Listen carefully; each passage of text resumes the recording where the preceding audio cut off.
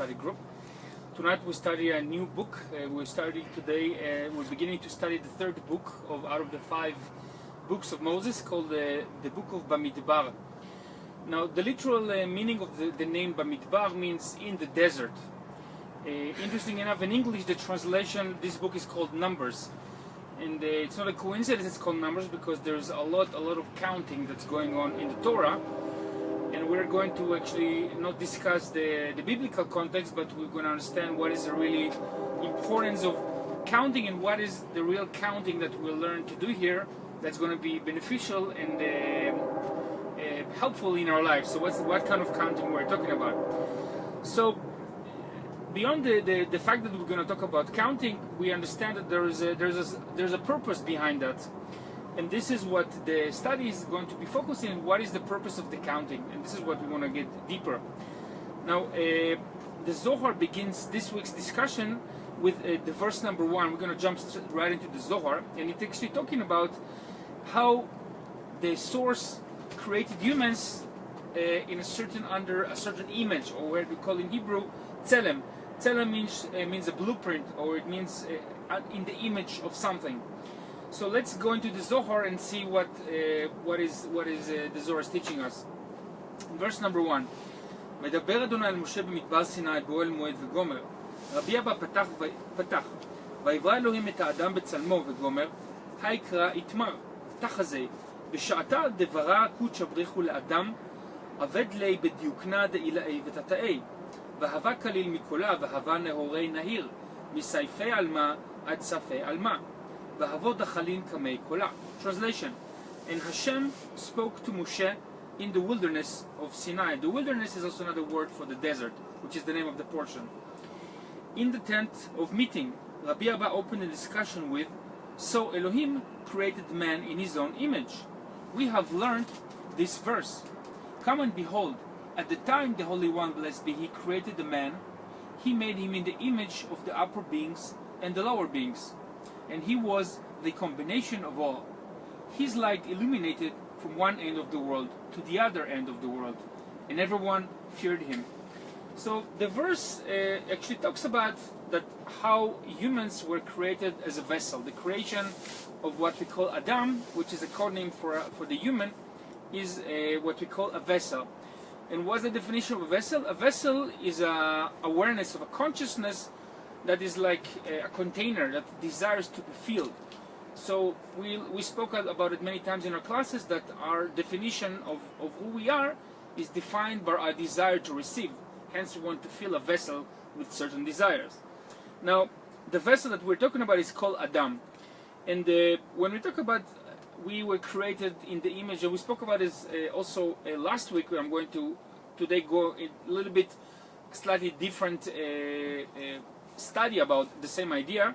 When we talk about the human being that was created in the image of God, it means, first of all, that by the definition, our vessel is coming from a place of endless. There is no end, there is no limitation. By the blueprint of the source created us. Okay. On the other hand, it says that the human being was created under the attributes of male and a female. And when we talk about male and female, I'm not talking about a gender. We know that in Kabbalah, male, it means zachar. It comes from the male represents the right column. So when we talk about humans was created in the upper worlds before it was embodied in physical body as a male and a female, the attributes of male and female in the upper world represent male as a right column, which means a force that wants to give, to share, to a benevolent force. Female represents a vessel that desires to receive. So in a human being there are those two forces, and we're going to discuss this deeper today, how these two contrasts, they might present some kind of a conflict or a contradiction, but at the same time there is the reconciliation and how we are overcoming the reconciliation. If you guys following those classes for some time, there is a lot of sometimes what seems to be a paradox in what we study in Kabbalah. Sometimes, many times, I would say even in every class, we present two opposites which are in complete contradiction to each other. And yet there is always a reconciliation, like we spoke about last week, hide and seek. there is the male and the female, the dark and the light. There's always those two opposites. There's a constant game between those two. And we are starting to realize that these two contradictions are always opportunity for us to do certain work. So it's not from a place of there is a paradox to our existence, but there's always constant opportunities in our existence. And that's what we would like to learn. Now, this week is we enter so there's the new moon of Gemini, and that kind of I'm continuing to discuss the two opposites. We know Gemini represents by two, the two that are one, two twins in that case. But when we talk about what's the symbology, or what is the image, or what it represents in our inner work or in our spiritual forces, what we call the double human is what we learn, that the double human within us are those two personalities. On one hand, we have the divine blueprint, the personality of Source Creator, the soul, that comes from the world of endless, without limitation. There are no boundaries. At the same time, we have the other person that represents the earth, the physicality, the world of time and space, the limitation. And those two have to live together. They have to reconcile and to find a union. So the month of Gemini, it's not a coincidence that what we learn, the receiving of the Torah, that happens next Tuesday, a week from now, when the Israelites received the Torah. It's again, we're not here to talk about historical events. We're all, if we are tuned to the energy that's going to be present in the universe next Tuesday, we are all receiving the Torah. What does it mean to receive the Torah? It means that those 49 days that we've been discussing, what we call the counting of the Omer, they're coming to conclusion. Each one of us depends on what kind of work we've been doing, what is the process of refinement we were choosing to work on, what are the things that were presented to us. And if we were reading the signs, if we were alert and aware, and we could use those signs as opportunities for growth, so we actually utilize those 49 days that's going to end next Tuesday for the purpose of going to the next level. And it's again, for each and every one of us, the next level, it depends on us. We choose where is our next level, and it's always a process of expansion. Whether you choose to go through that, it's up to you, but it's going to be available, and is a wonderful opportunity to receive the Torah. And we know that the Torah means in Hebrew it's guidance. These are instructions. So we're receiving the download to go to our next phase in our lives. And again, each and every one of us on our own personal journey, where it's our relationship, in our job, in our career, in our communities, etc. So the receiving a Torah, it's also not only happening in the month of Gemini, but also there are two tablets. And again, the tablets are two that are one. There's always the duality that is unified into one. Okay?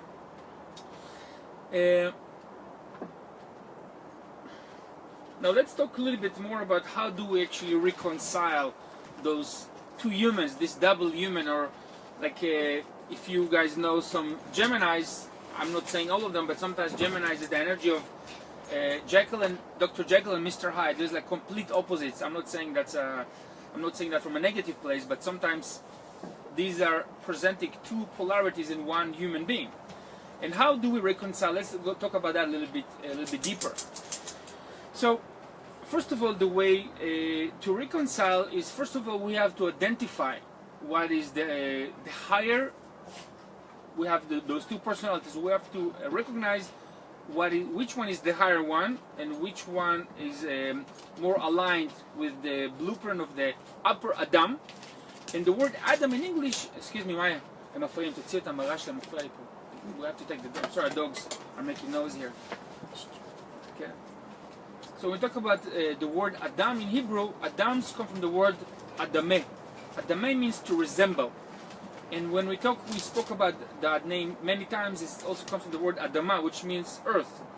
So we want to first of all recognize which attribute within us are related to the upper or the endless blueprint. That's the first one. And then at the same time, we want to also realize we also have the lower self, which have to do with our physicality, with our identity, with our gender, our age, occupation, all those things that have to do with our earthly experience. And we're not here to diminish that or to put that down. both are important, and that's why we are given those two polarities so we can work with them. So now it's not like one is more important than the other, both are related, and the union between the two is what we're here to do. Now, when we talk about time and space, as we already come to realize, they pertain to the lower experience or the physical experience. And time, it's a very interesting term. And what is the meaning of time? We know that time is not a real thing, and time is something that we measure. Now we know that Kabbalistically, the calendar that we count by the Jews and the Kabbalists started 5,777 years ago. It doesn't mean that the world was created that time, because we know the world exists much beyond that. But when we talk about the Kabbalistic calendar, we talk about a certain cycle. Cycle of what? Okay? Now this is what we talk about, that cycle. This is the cycle that we began counting time as we know it. We know that we live in the system of the seven. It's not an absolute system, because calendar existed before that. It's not the first calendar existed, but we are counting a particular calendar within a particular time frame, that we have the 7 days of the week, 24 hours a day. As we're going to learn later, there are different time frames that existed on the planet before the Kabbalist calendar that were working a different configuration. So it's not like we invented time. The Kabbalists did not invent time, or Judaism for that sake. So why do we need to count time? We spoke earlier in the class that we are counting. There's some counting going on. And for what purpose? Why do we need to count time? We know that in physical reality, we move forward, or we expand, or we progress by steps, by phases. Things in this reality, they do not happen just at once. There's a process of going in steps. So the reason we have the framework of time is to allow us to go in a process that we can measure. So we finish a certain step, and then we can move to the next step. So it's an artificial system, but it's a framework to allow us to measure things with a certain artificial attributes, but they're essential to define our progress. Okay? Now,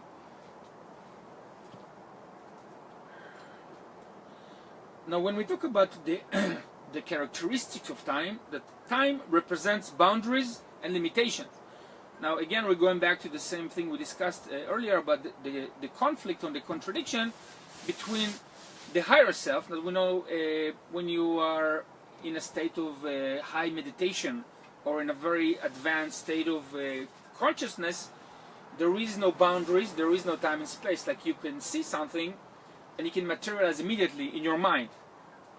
So we know that conflict, it's for us sometimes can be very frustrated, because we have a certain vision. For example, let's say you are an architect and you see a building and you already can see the entire blueprint, and you can see also the materialization of that design of a building in your mind already.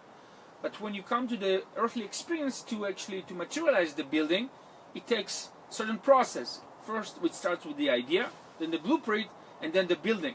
So when we talk about time, we know we can all of us agree, whether you're following a lunar calendar or a sun calendar or the Mayan calendar, whatever calendar you follow, we all can agree on one thing: that time represents boundary and limitation. Okay, and again, as an endless being by our nature, that we go from the upper, talking about our upper blueprint, it represents us a very big point of it presents an obstacle, because we are the endless beings that are thrown into physical reality, into a system of boundaries and limitations. So just by thinking about it, we can think, well, this is a very frustrating system. Why you have to go through that? Okay, that's kind of a very legitimate question. Now, if we study by the teachings of the quantum physics, which is also very paradoxal based teaching, because the wave and the particle, they exist at the same time. So how can those two things can be at the same time? It doesn't make sense. And the same thing applies to our concept of time and how we perceive time. But nevertheless, we want to understand what are the benefits for us and how we can overcome that artificial system. Now in quantum physics, it says that time only exists if there is someone who measures and counts it. So it's an agreeable, it's something that we have to agree on. Because if we don't count time and we don't measure time, it does not exist. It's like if something happened in the forest, but nobody wasn't there, wasn't present to observe it, did that thing ever happen? So we know that it does not exist unless there is an observer. That's the essence of reality, it's the observation. The same thing with time. We have, in order for us to experience time or to agree on time, we need to have some kind of a system that we are measuring that. And that measurement is the observation. Okay? So that's what creates the time. So, excuse me, so if sometimes you don't see a friend for more than 20 years, and then when you meet, you see he got older, so it wasn't, I mean, you didn't count time, but however, you saw that, you know, the time was, you know, kind of going by, and your friend become older. Yeah. So how you explain that? Excellent question. I had a friend, I spoke to him not too long ago. He was in a high school reunion after 30 years. And they went, all the friends from school, the high school they met, not everybody aged the same way. Some Right. people, they look very old. Some people, they look like they still had the color of the hair. Now you can say, yeah, these are genes, but there's actually something beyond genes. There is also a subjective relationship with the concept of time. Because we know that certain frequency of thoughts, they cause us to bring more energy of limitation. We know in Kabbalah, when we talk about limitation, it's the energy of end, it's the energy of death. So time does not work on everybody the same way. Right. And we know that, I know some people might say that I'm talking fantasy, or maybe it's not true, but if you read books like Autobiography of a Yogi by Yogananda, he spoke about his encounter with Babaji. Babaji is a human being that has been in physical form over 10,000 years.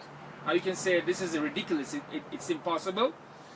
So you can argue about that, but from a point of teaching, from the teaching of Kabbalah, it's not outside of the realm of possibility. Because if you think about it, we have physical awareness and we have divine awareness. Which one is the cause, which one is the effect? I'm asking you. Can you say again? Again, we have physical awareness of the body and physicality. We have the awareness that governs physicality. So which one is the cause, which one is the effect? Physicality is the cause. No, physicality is the effect. Because, like we said, if we have a certain awareness, that awareness is what navigates the physical experience. And that's why in this high school reunion, some people appeared older, and you can say, oh, these people went through some, you know, tragedies or traumas, they had very tough lives, etc. But again, it's not necessarily can be the fact that will cause people to age in a certain way.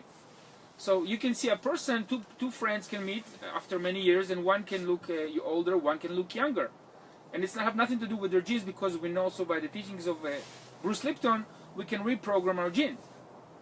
It's possible. But like we say always, it's have before you want to see something, you have to believe in it. So believing is seeing, it's not seeing is believing. So you can say, okay, so why people age and die? It's another, we spoke about this many, many times, because we know that not everybody die, first of all. And from a scientific point of view, if one thing can happen once, scientifically we can repeat the experiment, and we know that there are human beings that never died. Like Babaji, like Jesus that ascended, like Moshe, like Elijah, like Enoch. These people, they never died, they ascended.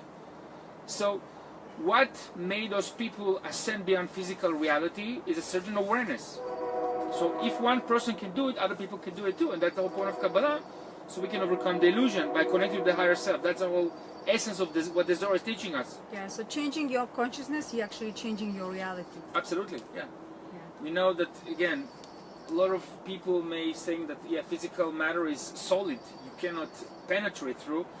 But we have many examples of people who are actually going beyond physicality, because they harness certain awareness. And what they harness is the blueprint of the upper Adam, which exists before the physicality. But that's the governing force that navigates this physical reality. And now, there's a very famous phrase by Benjamin Franklin. He said, time is money. which is very tricky, a Yes. very manipulative statement if you think about it, because the more people are raised on this belief that time is money, they are measuring time by how much money they make. So the whole point of life, the purpose of life becomes, okay, you spent X amount of time, so what's the outcome, how much money you have? That's kind of the literal translation. It becomes so rooted in people's subconscious mind that it's like a mental disease. Because in certain cultures and certain circles, you are measured by how much you're worth. You know? Yes. So, and we know that it means nothing because David Rockefeller, one of the richest people on the planet, died a couple months ago, at the age of 100 and something. The day before he died, he was worth billions of dollars. The next day, what he was worth? No? Nothing. He was out of time. So there was out of money. So those who follow this belief, that's kind of the path they follow. But you need to understand who created that belief system and for what purpose. Because the more people are convinced to measure their lives by what amount of money they make, the less likely they are actually to ascend that illusionary system. Nothing wrong to make a lot of money, because we can do a lot of things with the money, but it depends on what is the awareness that is driving those desires. We're going to talk more about the desire, but it's a very legitimate question why you ask, and that's very important. Does it make sense? Yeah. Yes. Okay. So we spoke about how in quantum physics. Again, if you want, there's a great movie called What the Blimp Do We Know. I think many people have watched that film. It explains in a very illustrative and animated way how the quantum physics science works. And it's very much aligned with what we learn in Kabbalah. So now in quantum physics, that time only exists if there is someone who measures and counts it. Okay? So this is a very key understanding, because when we look into the biology of the development of the human brain, and how do we look into the biology of the development? There is science and there is enough physical evidences from archaeological excavations to find human brains and to see that there is certain development, there are certain modifications, and there is a process of evolution of the shape and the size and the attributes of the human brain. So there's a science of the biology of the development of the human brain. And when you look into the science, we actually can see that there is a portion of the brain which is in charge of counting time. There is a portion like we have a portion that is in charge of certain motoric actions, creativity, emotions, analogical thinking, etc. There is actually part in our brain that is in charge of counting time. Okay? And this particular part only exists for the past 6,000 years. Which means our brain adapted into a certain mode, or it developed a certain part of us that is forming an association with linear thinking over time. But is that the absolute truth? You know, by blueprint, it's not. So the question becomes, so why it was created, and there's a purpose to that. Yes, why it's created, because we know that life existed before we started counting time. The life was existed before too. So what happened that people started counting time? Why? Like I said earlier, the counting of time was created as a system. It's like a game. The system of what we know, the system of the 7 days a week. Like today's Tuesday. Is it real Tuesday? Because if you don't count the days and the times, there is nothing. It's just a moment in here and now. But there is a purpose that the division of time, like we have the 7 musical notes. It's also an artificial system, but it's a mathematical system. So mathematics is a measurement system that gives you a certain observation about physical reality. It's not absolute, but it's a measuring tool. So we're using that measuring tool so we can overcome it. That's why we're here, to use the system so we can measure our progress, and we are giving certain cycles to work with. Okay, like we have, that there's a cycle of Shabbat. Like if you don't know that there's Shabbat, you're not going to be aware of that, and you don't have certain marking points in physical reality to measure your progress, to move forward. So it's a system to work with, but it's not an absolute system. And as we're going to talk a little bit further, there used to be a different counting of time before this particular system. We know the Mayan is one of them, but there's actually the Atlantean one, which is a completely different one. We're going to talk about it briefly later. So,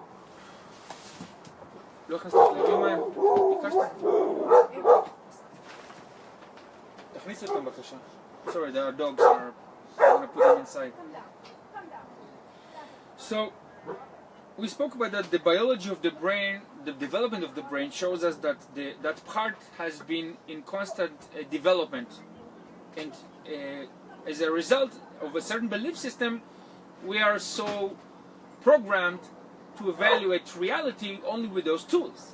But as we said earlier, it's not an absolute system. So the whole point of discussing that, so we can rise beyond that system of evaluation, because when you know it's not absolute, you can see there's a higher observation of reality. So this is what we're getting into.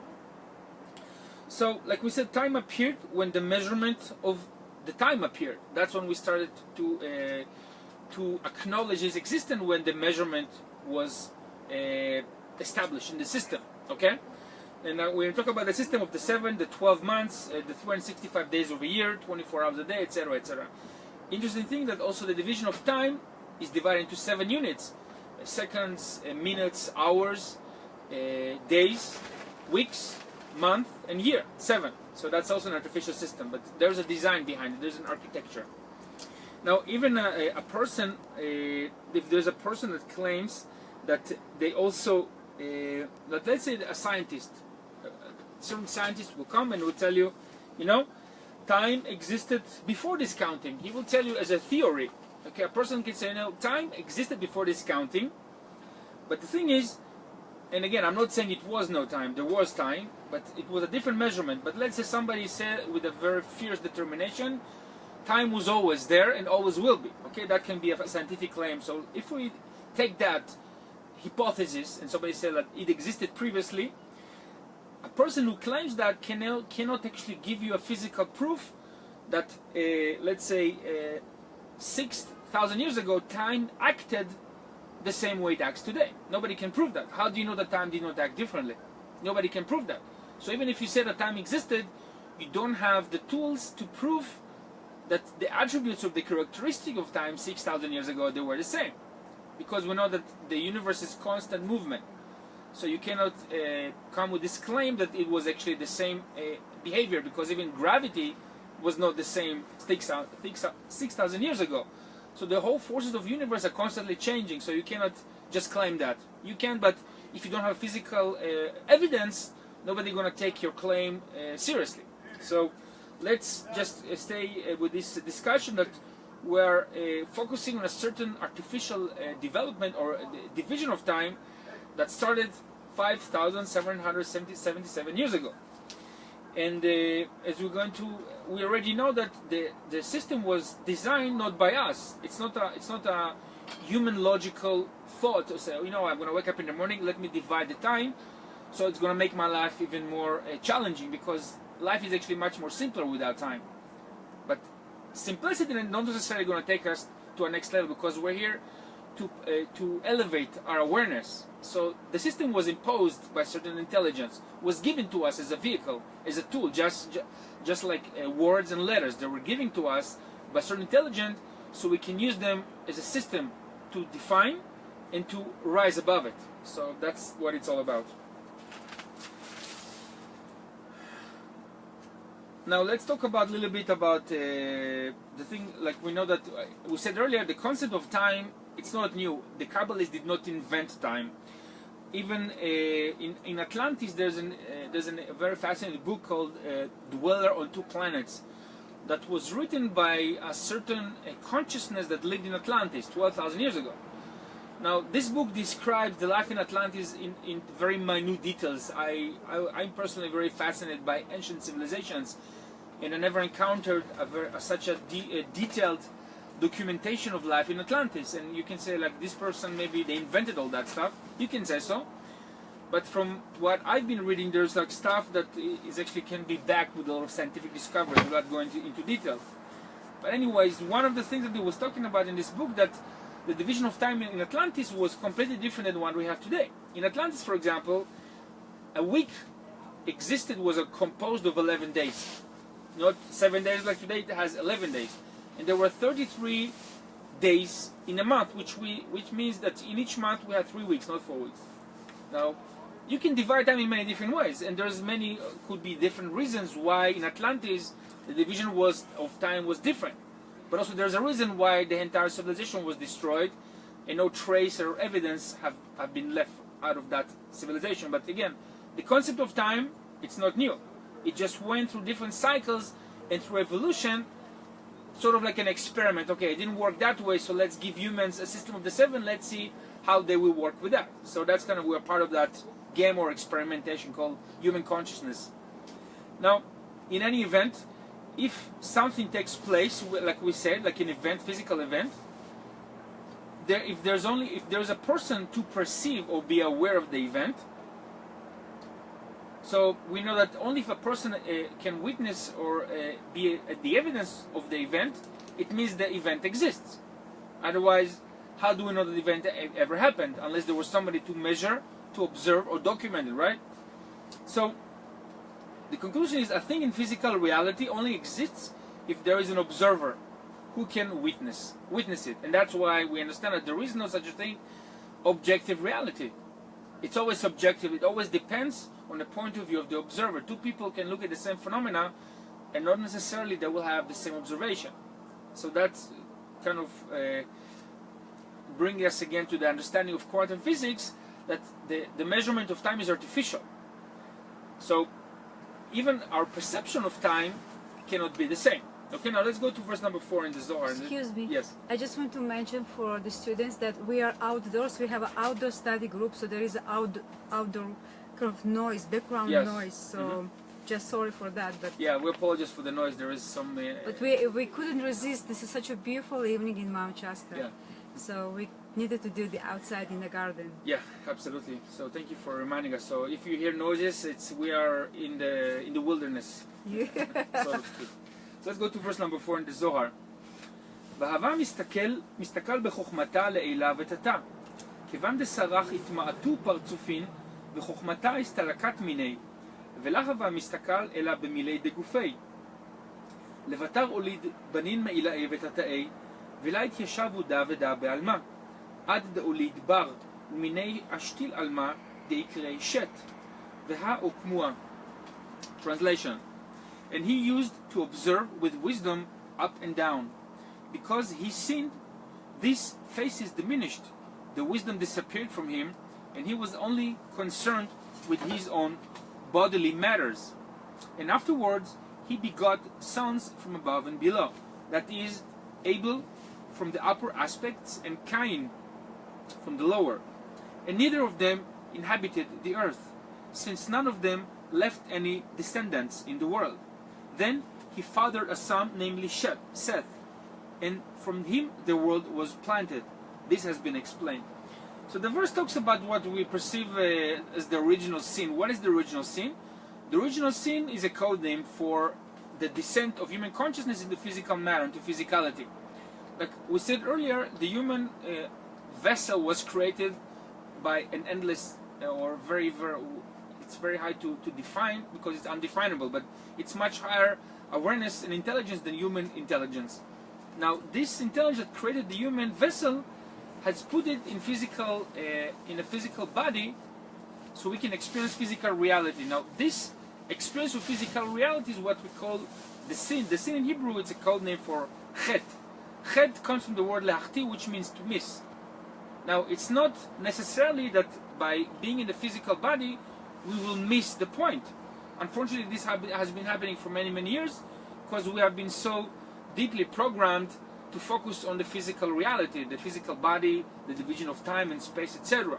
So, by definition, we are given the opportunity to recognize that artificial division so we can rise above it. So this is what the verse is teaching us. Now, like when we said the sin is when the human awareness was minimized to focus on the world of illusion, called in India the Maya, the illusion of physicality in time and space. Now, therefore, the Kabbalists call us blind. Why we call blind? Because we are only focusing on a very, very minute experience of what is the overall reality. That's why the Kabbalists call the physicality the 1% reality. So why are we so focused on the physical reality? Because it's been a very long process of programming of many generations. And why we're learning about this programming, so we can first of all realize it's not our perception of reality, it's not the absolute reality. I know it's very hard to accept that, but try to be open for the possibility that our perception until now, wherever you are on your awareness, on your understanding of this reality, just be open to the possibility that your perception is not absolute. There's a great, I don't remember who was talking about this, a great example about our realization, what we attain with our wisdom, and this is a great explanation. Imagine all the things that you know in this reality, like you know that your name is such and such name, you know you live in a certain place, like these are all the things that you know that you can label under your knowledge. This is the thing that you know. And then there are also the things that you know that you don't know. Like for example, you live in the United States and you know that you don't know certain language. You know that what you don't know. But then there's all the things that we don't know that we don't know. It's not even in our field of awareness. Why I'm mentioning that? Because that represents all this, what we don't know that we don't know represents the realm of completely unknown knowledge to us. And I know for some people it's very hard to accept that there's things that we might be talking here that makes no sense to you. But because it doesn't make no sense to you, and you might think it's impossible, it doesn't mean that it's not a possibility. Because the universe is made of endless possibilities. Because you don't agree with that doesn't mean it's not a possibility. Well, this is the essence of Kabbalah. We study exactly things that does not make sense. Exactly. Because it doesn't belong to third-dimensional reality. It goes to the upper worlds. Exactly. So you cannot measure what's happening in upper worlds to this third-dimensional reality. Doesn't make sense usually. Exactly. Thank you. In Kabbalah, whatever you think makes sense or you think it's real is actually very illusionary, and what you think that is impossible, it's actually very possible in the teachings of Kabbalah. So it does require a certain training. It's like a muscle. I can say personally that from the studying of Kabbalah, there were some things that I considered completely illogical when I was at the beginning of my studies over 10 years ago. But then as I came to go deeper into the study, I even realized that my belief system have shifted. Because your experience of reality is very rooted in your belief systems, what you believe. A human being cannot be free from beliefs. It's kind of a funny example, but even atheists that don't believe in anything, they still believe in atheism. Right? You cannot be a human without beliefs. You must believe in something. Your nature is to believe in something. So the whole point is that we can expand our belief system to bring bigger possibilities into our lives. And it can be very small things. It can be the possibility of finding your soulmate. It can be the possibility of being financially independent, etc. But it can be much more than that. So that's what the Kabbalists take us to constantly expand our belief system, so we can expand the vessel, so we can draw more energy into this reality. Okay? Now, like we said, according to the teaching of Kabbalah, our perception of physical reality is binding us like blind people, because we are focused on such a minute frequency of reality. Even if you measure the spectrum of the human eye, what we perceive, we don't see like the alpha wave, the ultraviolet, the infrared. There's so many things that are happening right now in front of our eyes that we don't see. Why we don't see? Because we're not trained to see those things. Like we know that certain people, they can see certain auras. Some people can see energy. Some people can see dead people, etc. It means that there is certain expansion of awareness that is also translate itself into physical perception. So what we think that we can see with our eyes, it's not everything. Just be open to the possibility if you're not open to that. So the whole essence of the human awareness, what we perceive with our awareness, is all based on the eye. Okay, like we say, what is the eye? The eye is the point of view. Like my perception of you is different than the eye that you perceive me. It's not the same. But our awareness of this reality is based on our perception of the eye. What you believe about your eye, who you are, about your identity. That's how you evaluate your reality, based on your eye.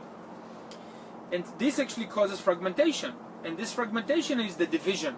But again, like we said earlier, we're not here to eliminate this division. We're here to identify so we can overcome it. There's a purpose to the fragmentation.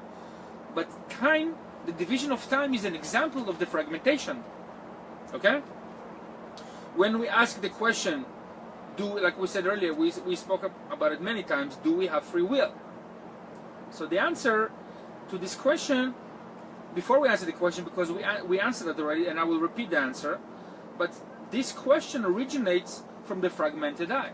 Because if you ask, do we have free will, who is the one who's asking that? And why we ask? Because remember we asked earlier, does Source have free will? No. So when you ask about free will, who's the one who's asking? Source? So, why Source does not have free will? Source does not have free will because the only nature of Source is to give. Okay. Source cannot be not giving. Source is pure giving. It's pure sharing. So we say, okay, so why we have death and disease in this world? Because this system was divided, but we spoke earlier, the tzimtzum, the contraction, to create contraction of energy, so we can, you can translate it to create lack, so we can feel the lack. But Source, by its essence, the endless nature of Source is pure giving, it's pure emanation, pure benevolence. So when you ask, do we have free will? Who's the one who's asking? Source? No. Who's asking that? No. It's the I, the limited I is asking that. Right. And like we said earlier, the answer to do we have free will? The answer is yes and no. Let's start with the no. Why we don't have free will? Because as a human being, Adam, I was created as a human being. Do I have free will to be a human? No, I'm already human. Something or somebody already designed and created me as a vessel. So I already don't have free will because I'm here as a human being. So where do I have free will? The free will that I have is to choose how I'm going to get to this realization of who created me. And how we get to this realization, that's why we have the Torah, so we can constantly align ourselves with this intelligence, this endless intelligence. So there is no limit how much we can rise in our awareness.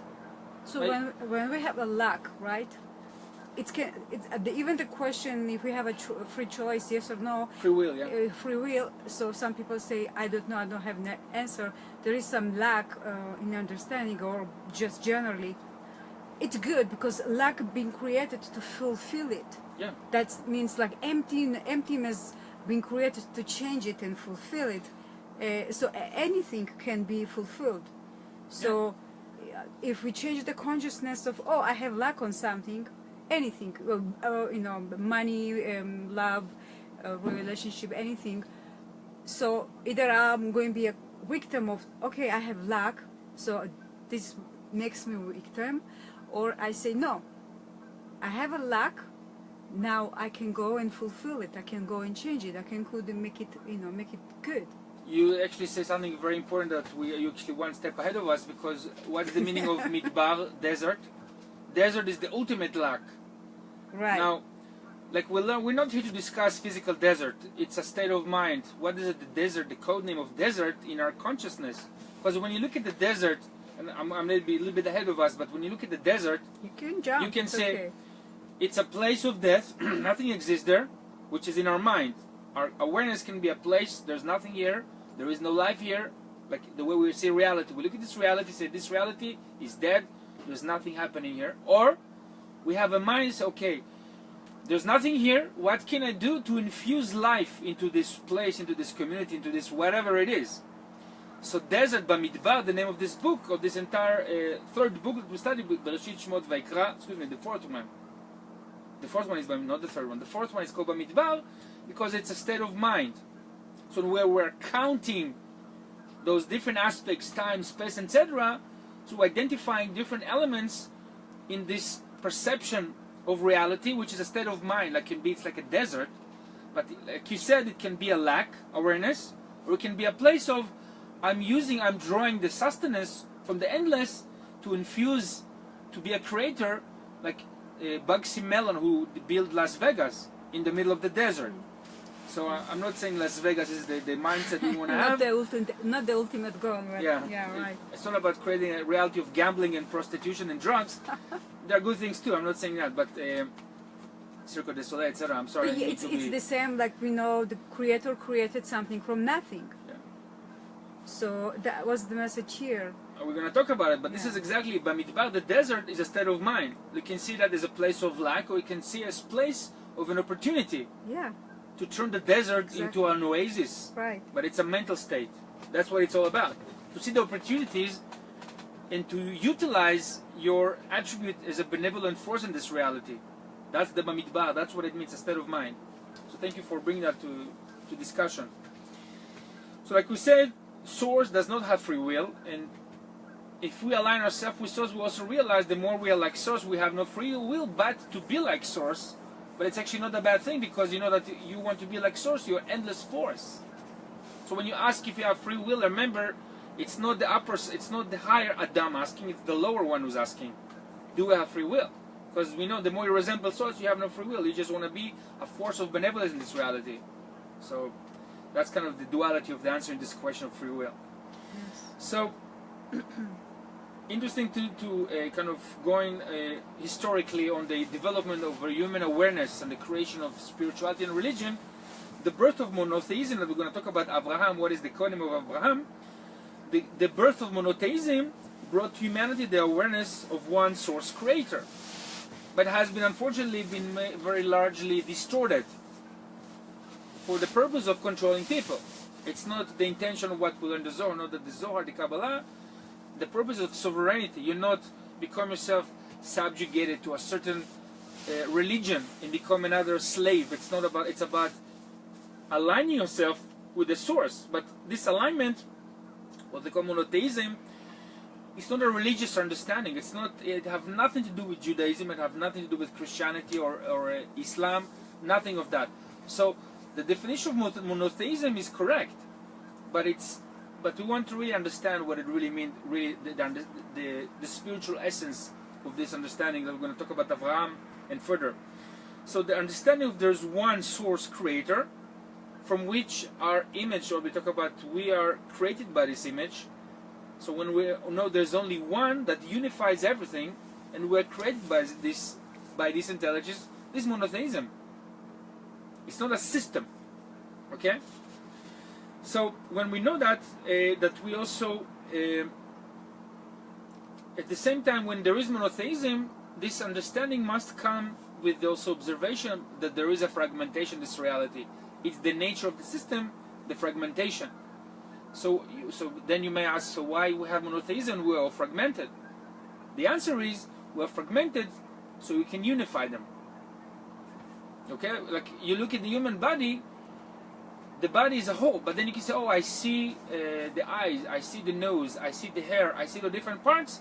The observation creates the labeling, but it's actually one unit. So that's the fragmentation. Is the fragmentation real? Is it real? The observation is already separation. Exactly. So is the fragmentation real? No. No, it's not. But the fragmentation created because we look at this reality with a fragmented mind. Yeah, limited eyes. I mean, we believe what we see in our eyes, right? So we're here to truly understand what is the real monotheism. The monotheism is the alignment with the upper force, or the upper intelligence, what they call source, God, creator, all there is, whatever you want to call it. So true monotheism is our alignment of our mind with that intelligence. That's what we're learning right now in this portion. So let's go to verse number 5 in the Zohar. ואחד על מה תטעה לה ישתלים, ולה הבשלים, ולה ישתכח בקיומי, עד דעתה אברהם, ויתקיים על מה. אבל לה ישתלים עד דאברהם, ישתכח בי בעלמה, ואחיד בי בימינה. כמאן דאחיד בימיני, למאן דנפיל. אתה יצחק, ואחיד בידי דעלמה, בשמאלה, ויתקיים יתיר. כיוון דעתה יעקב, אחיד באמצעיתה בגופה. והתקליל ביטרן סיטרין, יתקיים על מה, ולהבה מתמוטט. Translation. In spite of all this, the world below was not finished and complete, and was not sustained on its own until Abraham came along. And again, we're not talking about the historical Abraham, we're talking about awareness that is code name of Abraham. In India it's called Brahmi. Brahmi comes from the word Abraham. It's a code name for awareness, it's not about a person. So Abraham came along. The world was sustained, but not completed until Abraham was present in the world. and held on to the world with his right hand. That is chesed, which means mercy, as one who holds and assists the right hand of someone who fell. Isaac came along, or Yitzchak, and held the world hand with the left hand, the judgment, the boundaries. That is gvura.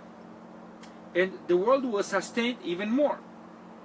When Jacob came along, he held on the center, the middle column, with the body, that is the central column, and became included in both sides, the right and the left, and the world stood firm and did not collapse. So we know that we learn Kabbalah that in order for us to have a successful system, whether it's a reality, a relationship, business, community, anything that you want to be successful, it needs to be made by three columns: the right column, the left column, the middle column. The first force we want to infuse in anything we do, it must start with mercy. Like if you want to build a relationship, you cannot start with limitations and boundaries and judgment. You always want to start with mercy. But you cannot only sustain that with mercy, you need to also to learn to put the left column, which is the boundaries, the limitation.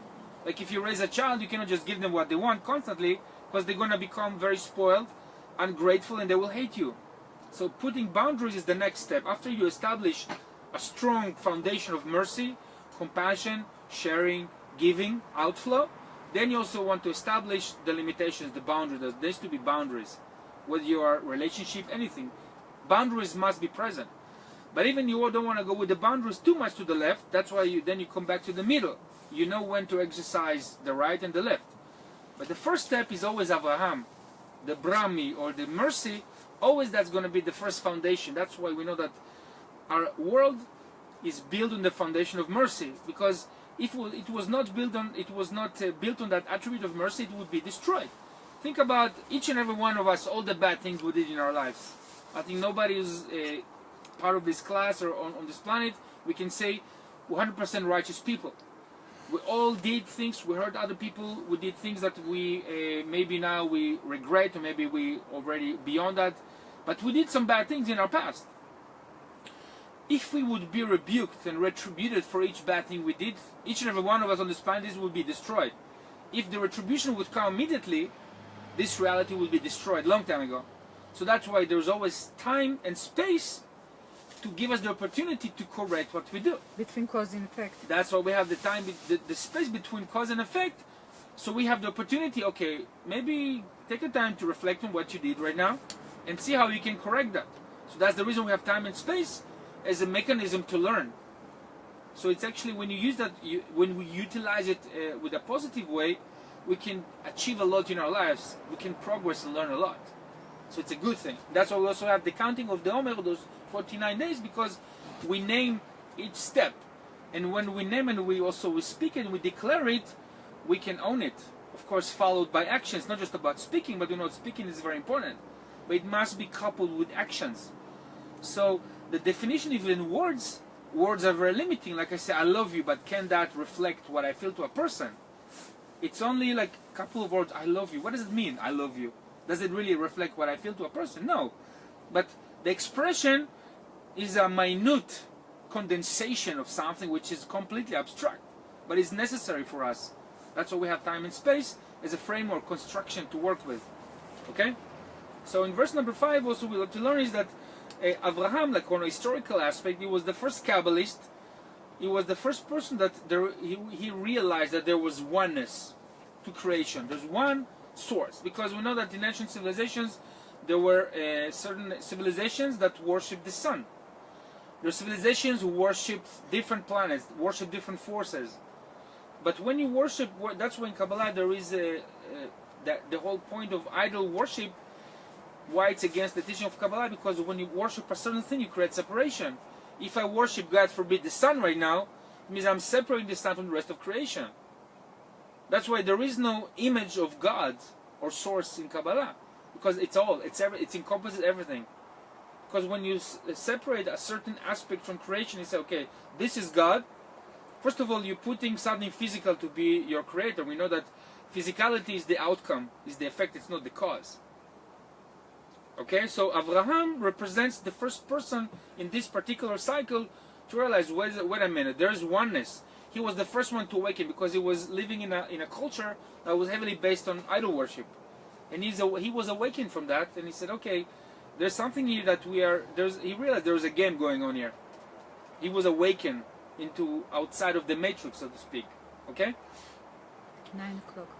9 o'clock. Okay, so he was the first one to realize the oneness, and he understood that in order for us to overcome this fragmentation or the illusion of fragmentation, we must reach out to others and to do good deeds for each other. That's what means the attribute of mercy. So when you say, okay, we're all one, how many people you were in parties and you were in events? Oh, we're all one. But when the event was over, how many of the people that declared the oneness, they were actually doing good deeds or doing things for each other? Okay, I'm sure you've been to different workshop seminars that everybody were hugging and there was like a lot of oneness going on, but how much of that oneness was extended beyond that event? That's really how it's measured. So Abraham, we did not just say, oh, we all one, and he was just speaking about it philosophically. He was a person that was actually pursuing the acts of kindness and the goodness in the world. Now, he wasn't like some kind of a monk. He was not abstaining from sex, from accumulating physical properties. He was very wealthy, and he had a wife. So he was, not like abstaining from physical experience. But his more prominent force and attribute in his life was mercy. Was constantly giving, sharing, loving hospitality. So this understanding of oneness must be expressed in actions of outflow towards others. And we're going to understand more deeper why is that. It's not because I want to look good, I want to be a good person. It's not about that. There's actually a Kabbalistic science behind that. What's the reason we're outreaching to others? The community, the family, the city, the planet. Okay, that's where we're going outside, to the outflow. And this is how we can begin to heal this fragmentation, because we know that the fragmentation of this reality is like a disease. Separation is a disease. And what is the best description of this disease is like autoimmune disease. It's like it's like a physical body that's fighting itself. How ironic is that? Like a body will fight itself. Like the body will destroy its own immune system to kill itself. Because this is what happens on this planet. The fragmentation can be very well labeled like an autoimmune disease that it's killing its own body. And how we do heal that? So we can attribute the attribute of Abraham, the oneness, but also the sharing and good for others. And again, a term we used many times of the fragmentation. The attribute of fragmentation is the result of selfishness, because I'm just making sure I'm maintaining my own physical survival and screw everybody else. This is the attribute of selfishness. The code name of evil in Kabbalah. Rasha means selfish person in Kabbalah. Now, so we spoke about, we have the right, then we have the left, which is Isaac, and then we have the Jacob, the middle one. So these are all important. Now, let's go to verse number 7.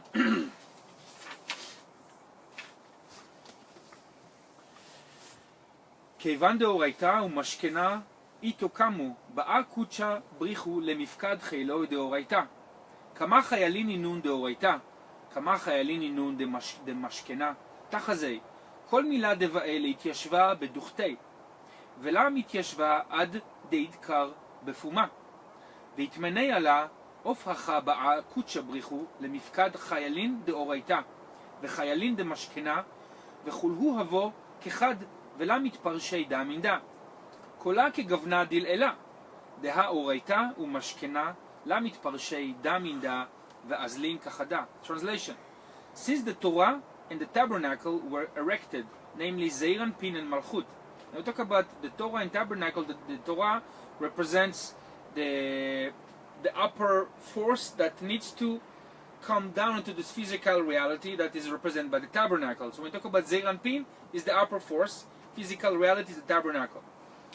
Now also, since we mentioned the word Zeir Anpin, we know that, I'm going to repeat what I said last week, kind of just to remind us where we are at in terms of cosmic forces. We know that we finished the book of Vayikra, which was the Sphira of Binah. We entered Bamidbar.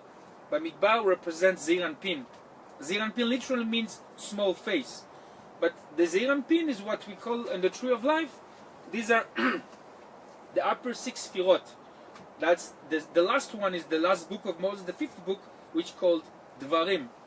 So we are in that realm of the 6, because when the story of the creation of 6 days, that 6, or what they call the Midbar, is the field of creation. All the things that we've been discussing since Genesis, all the different tools, how we really do bring them into fruition right now. This is like walking the talk, so to speak. So Bamidbar, like we said earlier, it's a state of mind. But when we talk about the code name of Zeir Anpin and Malchut, Zeir Anpin is where we draw those forces, and how we bring them down into actuality, in physical reality. It's not philosophical, it's actual, it's practical. So when we talk about Zeir Anpin and Malchut, the Holy One, blessed be He, wanted to count the troops of the Torah, the forces like soldiers. How many legions are there in the Torah, in Zeir Anpin? How many hosts are in the tabernacle, which is Malchut? This means that he wanted to count Israel. Who are the legions of Zeir Anpin and Malchut? Come and behold, every item that needs to be settled in its place, that is, to link properly the branch below to its root on the top, does not settle until it is uttered by mouth and is counted. Here also the Holy One, blessed be He, wanted to count the soldiers of the Torah and the soldiers of the tabernacle, in order to tie Israel to their roots above, which are Zeir Anpin and Malchut, called Torah and tabernacle, and they are all united and are inseparable from each other. Everything is in a likeness of above. Since their roots, the Torah and the tabernacle, are joined and inseparable from each other and are in unison. So this verse is actually, it's talking about how, again, we are creating that bridge between the upper world and the lower world. Why we use the word counting? Because the counting is a word that it implies identifying certain forces. We spoke about earlier in the class that a human being was created in the image of Source Creator.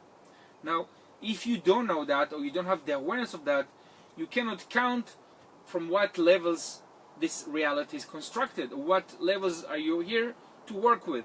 If you not have the awareness or don't have the desire to attain the awareness, it's very likely that you will understand what forces are present. So when you talk about the forces of the upper 6, the code name of Zeir Anpin, and Malchut, the physical reality, it's like the branches and the roots of a tree.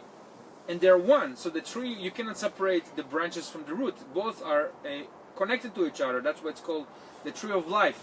The teaching of the Zohar and the Kabbalah is called the tree of reality, because it's a constant flow of life force in this reality.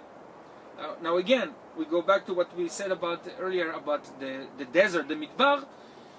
If you don't have the awareness of what we talk here, there is no life, there is no life force. But if you have the tree of life reality, even when you're in the desert, the most place that it looks like there's nothing there, you can draw the force, that life force, to bring life into it. Like the pioneers that built cities in the desert. It's just one example. Like how you use this ability to create something in a place that looks like there's nothing going on there. Like if you take the greatest stories of pioneers, these are the people who come to places where there was nothing. Like people who came to the West, there was nothing here, and they built those cities, they built civilizations. So that awareness, it's what we actually coming into actuality, what is described here in the Zohar, the relationship between the two. And it talks about those troops. Those troops are forces. These are not physical forces, but those forces are real. Like one example of these forces is what we call the angels. We learned about the angels last week when we talk about the prayer of Ana Bekoach. When you do the prayer of Ana Bekoach, those 7 lines, you activate those angelic forces, those energetic codes or energies that are called the angels of Seraphim. These are forces. These are not like those creatures with wings like they're depicted in certain artistic paintings. But these are forces that we are at our disposal. But if you don't know that there are forces beyond what you see with your eyes, what's the likelihood that you're going to tap into them? So the counting is you use those counting from the place of awareness and how you can utilize them to bring life into this reality. To be practical, actually. And it's again, it doesn't matter what line of work you are. It doesn't matter if you are an artist or businessman or a cook or a driver. Whatever you have, whatever gifts you receive from Source to utilize in this reality are at your disposal to bring life and goodness into this reality. It doesn't matter what you do. There is no one line of work which is better from the other. These are all equally important. There's a reason why you're given certain blessings and certain gifts to use that power in your line of work, you know? Now, another thing that we're talking about here is about when we talk about that awareness, that state of mind of the desert, so to speak, like versus you have the state of mind of lack versus how I can create something out of that. So that have to do with our awareness. My teacher used to say, like, your reality is like a movie. How can you change your movie? Because you can see a certain reality in a certain way, and then maybe you hear something when you read or you watch a movie or you meet a person, but something completely shifts in your awareness, and you can start to see a completely different movie. What's the mechanism behind it? The mechanism is, if you want to change a movie, you have to start to change your consciousness, that awareness, from seeing the desert like a place of nothing to a place of there's actually even here there can be life here. So if you want to change your movie, be open to the possibility that maybe there's something in your awareness you can shift and change and tweak. Okay? Now, if we live in a certain reality, it can be like getting used to, if you go to a certain place and there's very bad smell in that place, eventually you get used to that smell and you think that's how reality is. We get used to things.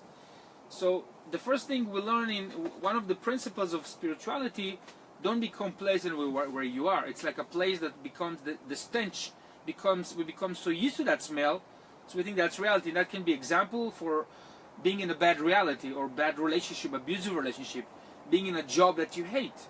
You get used to it and think, okay, that's reality. That's what life is about. But it's not, because we know that the point of this reality that you enjoy this reality. But don't be in a place you get used to that, because that's what it is. You have to adjust your awareness and to expose yourself to smell somebody baking cookies. Then you smell, oh wow, there's a different smell. You start to your brain starts to be accustomed to a completely new reality. So changing your movie must start with changing or raising your awareness. That's what the whole tools is. The reason we're given those tools, so we can start to rise above our perception, what we think the reality should be. So you change your consciousness, you change your movie. Absolutely, and one of the most important things we talk about is the positive thinking. It's not enough to think positively, because sometimes we are in very negative environments, and sometimes we have to change environment. Like Avraham, he had to change his environment. Yes. But the positive thinking is the most important thing, because that's the Avraham, the positive side, the good, the benevolent force, the positive force. That means positive thinking. That means it's not that you are in bad relationship, but you continue spreading positive thinking. No. You change your reality. You have to go, just live and change your reality. Yeah. If you're in an abusive relationship and you have positive thinking, you're gonna get used to the abusive relationship. You think that's right. Yeah, I'm thinking. No, it's not what it's about. Exactly. Right. It's kind of tricky, because it has to be very explained very well. Because as we know, so many people, think positive, think positive. Okay, for how long are you going to think positive? If your reality is not changing, it's not enough thinking positive. You have to make action. You have to do actions. And one of the things, the foundation for changing to a better movie, it must come from the realization of self-respect and self-love. That is, I deserve good. I deserve the best, not the good. I deserve the best. And not from a place of ego, because I'm better than others, because we're created by the same intelligence, by the same source. That source wants to give you the best of the best. So oftentimes people stay in abusive relationship because they don't think they deserve better. They don't have enough respect for themselves. So they also attract people that they treat them the way they think about themselves. So the shifting our awareness must start from a self-respect and self-love.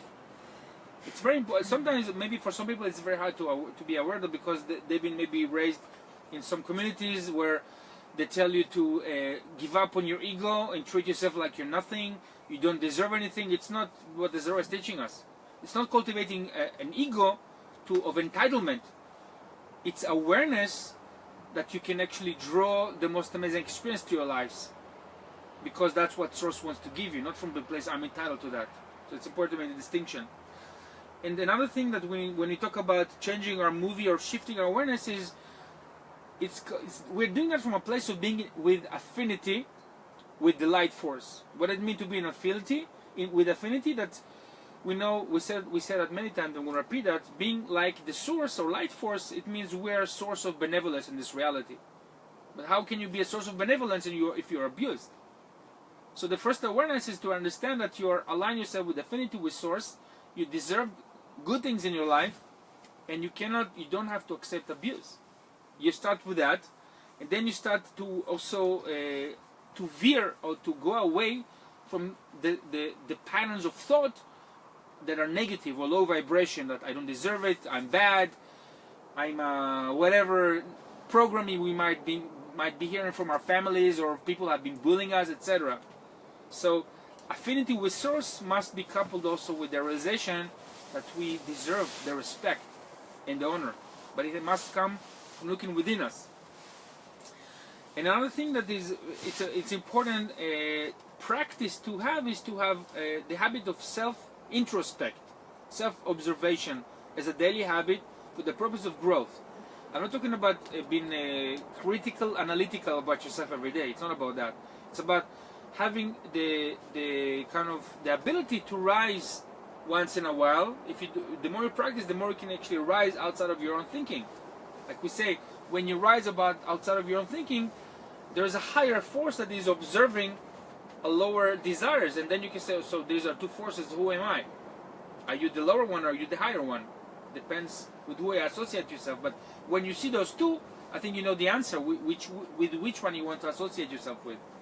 You know, so self-introspection is a very important daily habit to have. Okay. Now another thing that we spoke about here is this process of growth is expansion. The Kabbalists use as a term, we're actually building consciousness. Now consciousness, it's like a building. You must start with the foundation. That's what all the things that we learn in Kabbalah, each and every year we go in steps. So again, it's like you go in phases in this reality, because you don't do everything at once. If you do everything at once, you might blow the circuit, so to speak. So you have to build certain voltage to your vessel, and then you increase it, If you do that once, you might explode. Like some people experience when they go very strong drugs, they completely go nuts, because they don't go in steps. They just go directly and they blow up. So that's why when we build consciousness, we do it in steps. Okay. Now, how do we build consciousness in steps? So what are the attributes of that? First of all, we know that to build something and to go in steps, you have to invest work, time and energy. The whole idea we spoke about last week of bread of shame, that you have something, you get something you didn't earn. You didn't earn because, I can bring some water please? You didn't earn because you didn't put effort into that. So the whole idea of going in steps, that you know that you put some effort. Like great example is like in martial arts. You reach a certain level of belt because you put certain time of training. You practice, then you go through a test, and then you own it. So you build a certain level of ability, which is consciousness or awareness. And then you keep studying, and how much we can go, it's endless. But just the understanding that we can keep growing, it's a wonderful realization, because with this understanding, you will never have the desire to be stuck where you are. You will never be satisfied where you are. It doesn't mean you don't enjoy where you are, but you know when there's a time to move forward. You kind of have this inside compass, or that voice that says, okay, you reach to a certain level of ability or influence or of impact. You gain, you earn it. You did a great job. Maybe you take some time to rest, but then you move forward. And we have rest every week, but that's why we have the Shabbat to replenish ourselves. But also we have other times. But it's constant growth. We're constantly building that consciousness. So like we said, it requires work and effort. Now, like we said, positive thoughts are very important. If we look at the whole teaching in this world about positive thinking, we know that everything that we do in this lower world they call physical reality is connected to the upper world. Every action in this reality comes from thought that originates not in physical reality. So what we see in physical reality is it's only the manifestation, it's the materialization. So the reason we talk about it, because when we understand that those two realities are connected, then we realize that there is no separation. Like this vase does not appear here without the previous intention to actually put it here. Everything in this reality is a result of certain thought, certain awareness. So there is no separation. These are two connected when we don't separate between the cause and the effect. The appearance of the vase is the result of the cause. It's the materialization. Okay? So until we don't say something in this reality, it does not exist. What does it mean? That why when people get married they say I declare you my husband, I declare my wife. Why they don't just say okay, we're married, let's put a ring? Why they even put a ring? Excuse me.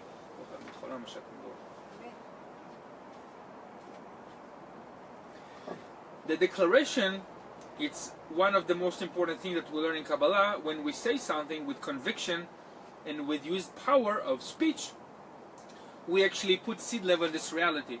Now, speech it's not everything. Like if I say to my wife I love you, but I don't couple it with actions, my words mean nothing. But words are a portal between the thought into the actuality. So when we say something, we create actually the seed level to be followed by actions. So that's why we know in Kabbalah the term abracadabra. It's from the Kabbalah. It means I create what I speak. But like I said, I create what I speak, which means I'm creating following after what I said. Okay, so it's important realization. There is no separation between the two. So when you do actions of goodness, these actions are materialization of the positive speech that originated in a positive thought. So these are all actually going in steps, but actually they're all one. You cannot separate one from the other. They're all related to each other. Okay?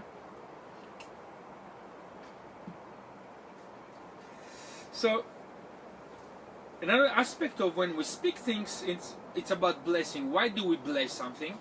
We know in Kabbalah that blessing creates a vessel. How do we create a vessel? By blessing. Blessing is a form of appreciation. When I appreciate something, I bless it. And if I don't, that's why we said that many times in the class, the first thing you can do when you feel there's lack in your life, when you feel things are bad, start counting your blessings. The counting is, again, it's a very important attribute, because counting is an observation.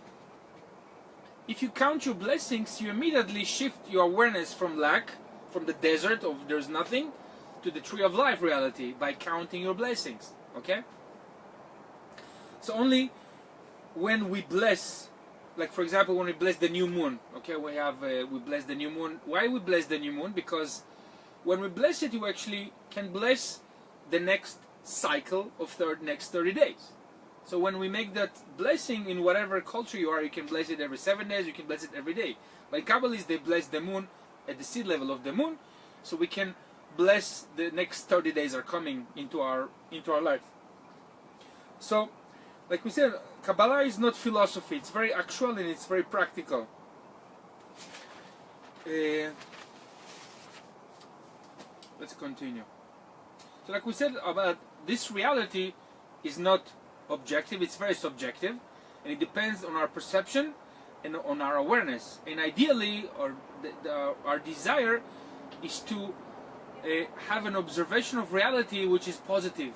I cannot say we are 24/7 we're in positive mode, but the more we practice that, the less negativity we experience. Or even if we fall into negativity, we can become aware of that negativity or the low vibration, so we can rise above it. So, like we said, reality is subjective. So, our opinions, they do matter. Why do they matter? Because they will determine our experience. We have 7 billion people on the planet, we have 7 billion opinions. One of the conclusions that you cannot always satisfy all the people in your life because people have many opinions. So you also have to know when is the limit or when is the boundary to actually fulfill other people's expectation of who you should become, because everybody have different opinions. Doesn't mean you shouldn't get feedback when you need, or critique if you create something, if you ask for it for the reason of progress and refinement. But you cannot just live your life by other people's opinions because they're all subjective. So it's very important to know the balance between the two. Now, this subjective reality, this observation, like we said, it requires daily maintenance. And this daily maintenance is we want to cultivate the positive thinking. The positive thinking, it's not some kind of a rosy observation of reality. It's observation of reality, it's positive by the purpose why this reality was created. You know that this world was created so we can enjoy it. So you don't just wake up in the morning and say, oh, I'm going to think positively, but you feel you lie to yourself. You do that because you know that the intention of Source is to create goodness in this reality. But it doesn't mean when you wake up in the morning you immediately feel like that. You have to cultivate practice to maintain that.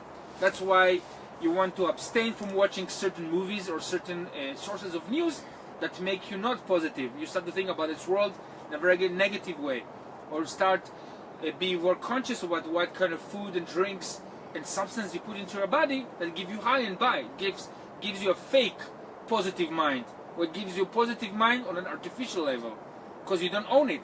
Some outside source does it for you, but you don't maintain it on your own.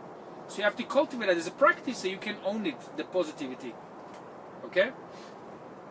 Like Tony Robbins, for example, he makes approximately $1 billion a year from teaching people how to think positively. And people pay thousands of dollars to go to his workshops so they can create the ability to have positive reality. But it all starts with the mind. And he's very, very effective, and he's a phenomenal speaker that inspires people through his own experience how you can rise out of the most desperate situations with positive thinking, followed by actions, of course. Yes, actions, lots of actions. Yeah, a lot of actions, yes. But you have to start with the seed level, which is the mind. But if there is no actions, nothing's going to move forward. We live in the world of actions. That's what's called physicality, so we have to do some actions.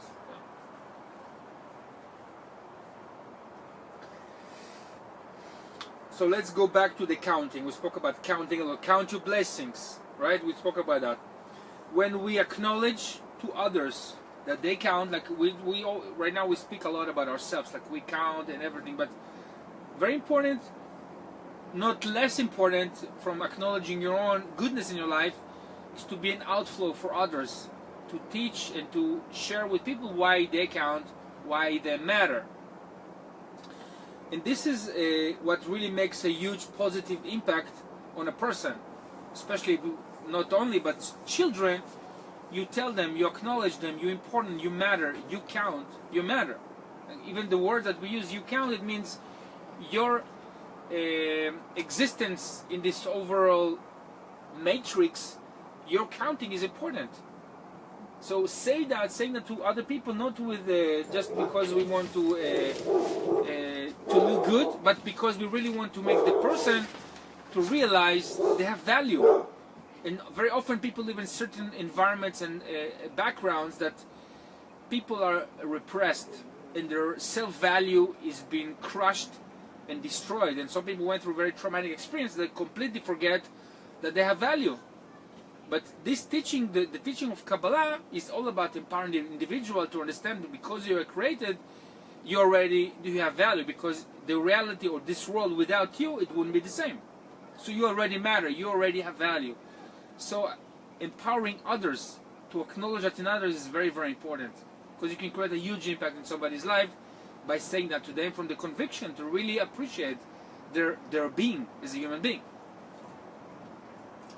And this is really, if you look in the world of business, that's how you can really create a successful company, for example, when each and every person, whether you are working in the mailroom or you're the janitor or you're the executive, everybody are acknowledged for their value in the company. Doesn't matter what kind of role they're doing, because they feel that they have some kind of mission, they have a value, they have ability to contribute. And acknowledging that what can create a really big difference between a successful company and a non-successful company. The same thing with societies and communities.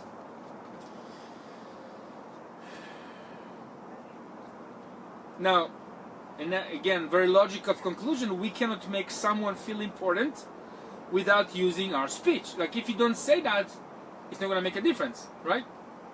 If I don't say, like we spoke before, I said earlier that if I say to my wife I love her, but I don't do actions, it doesn't mean anything.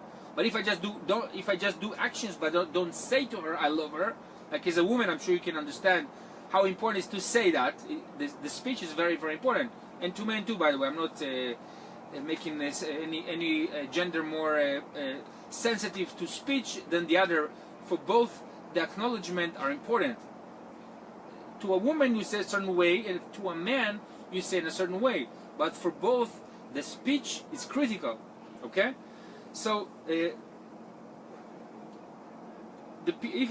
you look at the negative aspect, like if you don't use your speech, whether you are in school, in community, etc., if you don't acknowledge certain people, these individuals become toxic because they have no value, and because by nature we want to make an impact. So instead of making a positive impact, this is going to become the criminals in the society, the abusers, the violent people in society. They become toxic because they are not acknowledged to their value. Like Adolf Hitler, for example, he was an aspiring artist, and he was not acknowledged for his creativity and his creative abilities, and he became who he became. But if you study about the biography of Adolf Hitler, very extreme example, but he was actually an aspiring artist who grew up to be very toxic and very negative because he was not acknowledged for who he wanted to be. So that's a very negative example. So we know it, as we can see with the example of Adolf Hitler, it can take only one person who can cut the whole. Can be like an analogy to a chain. It takes one person to cut the chain to create a complete destruction. So that's the extreme negative example of that. And this is why it's so important to constantly speak, to empower and to encourage each other. That's what really defines a healthy community. There is empowerment of each other. There is no competition.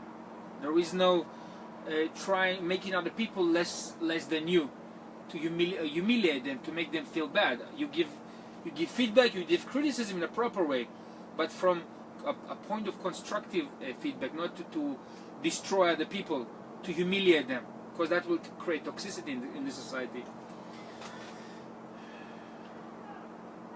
And this is also a very effective way to pull out a person out of their own despair, is to make them feel that they count and they matter. And of course, encourage them to go and do some actions of sharing.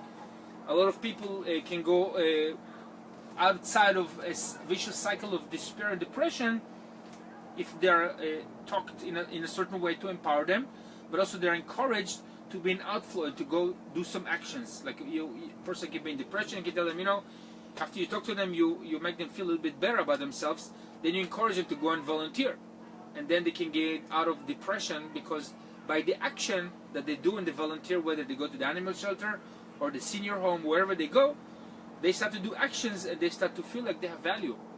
So that's very important.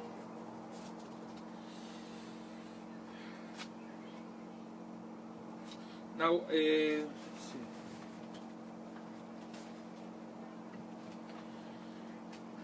Now I want to talk about when you talk about a person in relationship to the community. I spoke about this in different aspects. What time is it now, Maya? 9:30. 9:30. Now we're going to understand why it's important to relate yourself and your actions to the community. Why it's important, why it's critical for your growth. Now, a person is not an objective for themselves. It means what I'm saying, what I mean here, your purpose in life should not be just an objective to yourself, because we were created by higher force and we're created for a purpose. So why is that the logical conclusion? Because if you think that your objective is just for yourself, you can never rise to the higher purpose.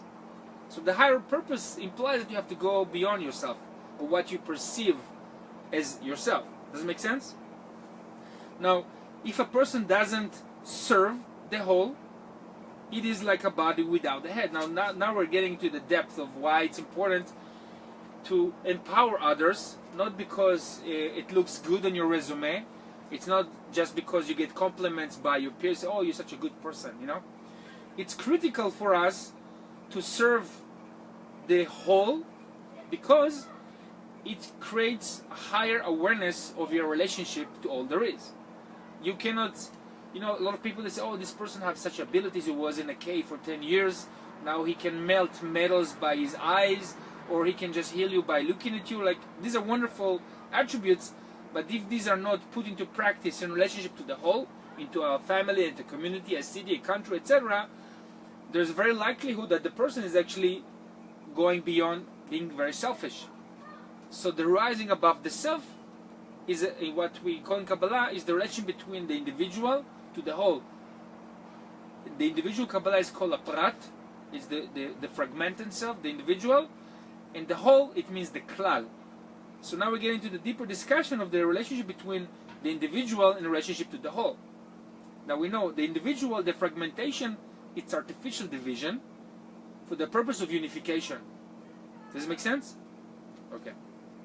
Now, our ability to live up to our potential must be coupled with our ability to act towards the whole. Again, I'm going to read it again. Our ability to live up to our potential must be coupled with our ability to act towards the whole. We cannot just say, oh, I'm one with the universe, I'm such an elevated person, I'm so spiritual, blah, blah, blah, blah, unless we actually bring that into actions towards others. Because this is what really defines our ability as creator, because creator is always constant flow for others. Okay? If we would just focus on ourselves, we just define our personal goals as our purpose in this life, it's very selfish and it's very limited. And that creates more fragmentation. Okay? So, like we said, our ability must be coupled with our ability to fulfill our potential. We must couple that with ability to act towards the whole, to be in outflow. And this is the only way to be what we call to be Adam. Adam, Adameh, which means to resemble the upper source. We must teach and train ourselves how to act towards the whole.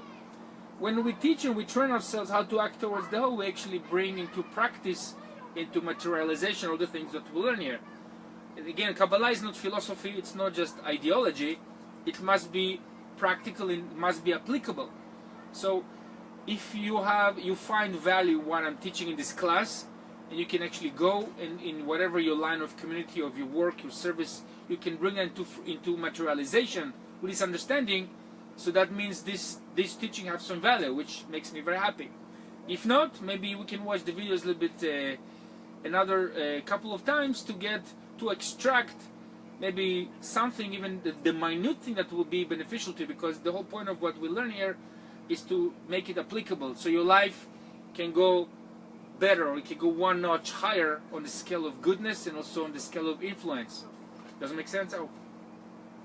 So this is how we actually materialize, or we manifest our ability to be Adam.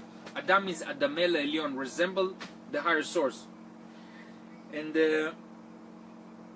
like we said, this must be expressed in actions. Put that walk the talk, so to speak. No? And this is that is the reason why it is so important to be part of a group, to be part of the community.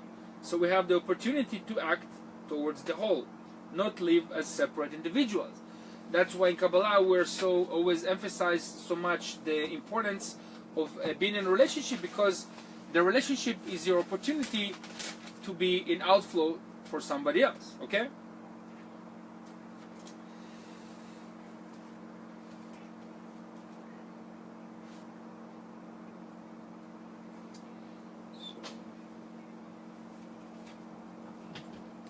Now, I want to talk about another aspect of the relation between the individual and the whole. Like I gave the example of relationship, or like marriage, for example. In a relationship, the marriage or partnership, domestic partnership, this partnership can be only revealed or expressed through the two parts acting as one. If they act as two separate, unrelated individuals, there is no partnership. This is the same thing applies to our relationship with Source.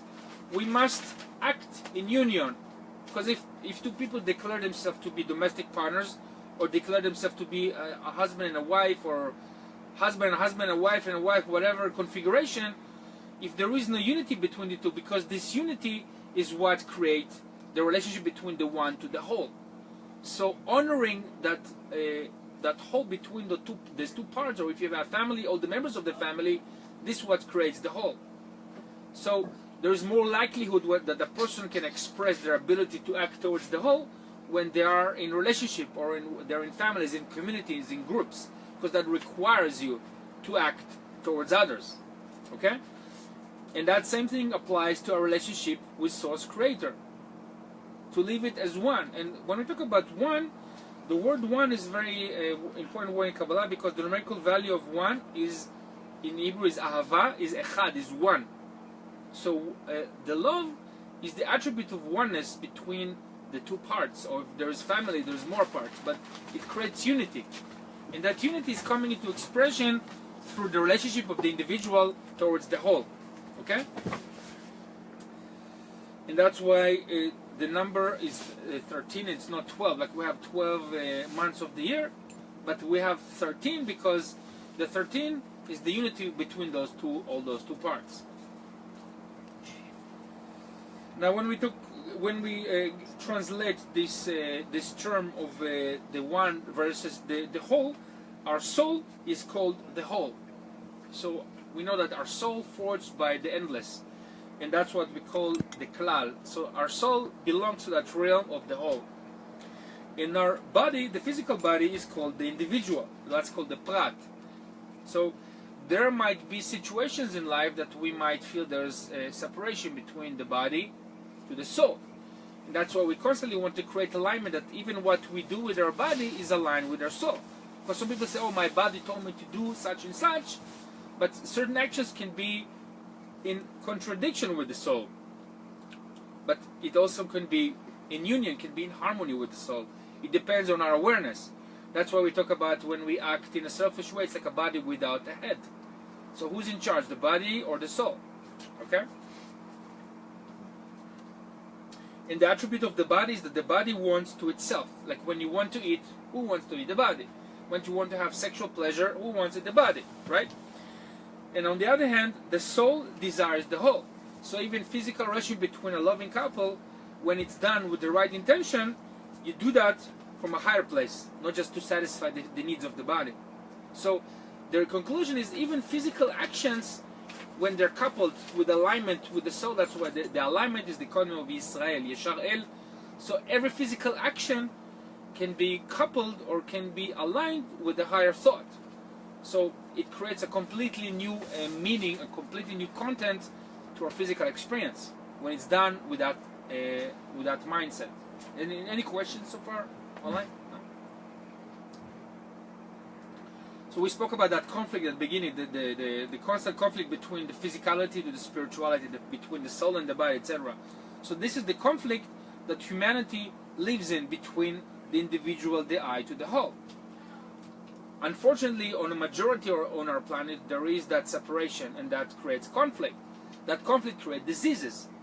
The disease is what causes wars, famine, all this pain and suffering on this planet, because that there is a separation between the physicality to the source, or the spirituality.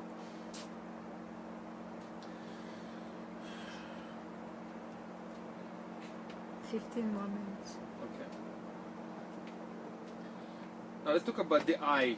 I want to talk a little bit more about the I. Now the word I, it's very interesting word, because each and every one of us, when we say I say I, you say I, each one of us means something completely different thing. Like my perception of the I is not the same as you, but yet we use the same word. Now, everybody says the same thing, but no two meanings are alike, are actually the same. It's a very strange word, the I. And it's strange because the individuality varies, but yet we all assign the word I. I'm getting somewhere with this. Now, this I, quote unquote, changes each and every day, and even more so, it actually changes each and every moment. Your I in this moment can be completely different in the next moment. And what defines your I, like we said earlier? Your wants. Like you wake up in the morning, your eye may want to be stay in the bed. Or for another person, the eye can be want to go for a run, whatever. So the eye constantly changes. So what's the thing that never changes? The soul. The soul. So the whole point is to identify where your eye is right now, and is it aligned with the my soul? With aligned with your soul. It doesn't mean like every morning, oh, I'm going to the bathroom. Well, Is that aligned with my soul? No. I'm going to, it's not like that. It's Sure. not becoming robot. No. But having an overall awareness or introspection for what purpose you're doing what you do. It's like, again, not becoming robot. You analyze everything. You cannot do that because you're going to go nuts. But the whole point is you start to assign purpose to what you define as the I. That's going to be something I also want to encourage you later to do on your weekly assignment, if you choose to evaluate your actions based on what is the I that's driving those actions. Who's the I behind them? Identify them, right? So our wants and desires are always evaluated. Now, how we kind of go to the next level with this realization of the I, or what we want, we always compare what we want in alignment with our purpose. Like we say, the point of what we learn is not the meaning of life, but to understand what's the purpose of life. The purpose of life is to become closer to the source that created us.